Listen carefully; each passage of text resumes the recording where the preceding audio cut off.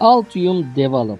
Gücü serbest bırakın. Sınırlar olmadan ağ tarafından desteklenen ürün yaratımı. Altium Develop, Altium Designer ve Altium 365'in en iyi özelliklerini eş zamanlı işbirliği için tek bir ortamda bir araya getiren elektronik ürün üretimi için özel olarak tasarlanmış bir çözüm. Çoğu ekip toplantılar, e-postalar ve birbirinden bağımsız araçların bir karışımıyla işbirliği yapar. Genellikle işe yarar ancak yavaş ve hataya açıktır. Altium Develop farklıdır. Bütün işbirlikçileri tek çatı altında toplar ve eş zamanlı işin işleyişini ve yaratım sürecini takip ederek geri bildirimlerle hatayı minimuma indirir. Videonun açıklamalar kısmında bulunan bağlantıyı kullanarak Altium Develop'a erişin ve denemekten çekinmeyin.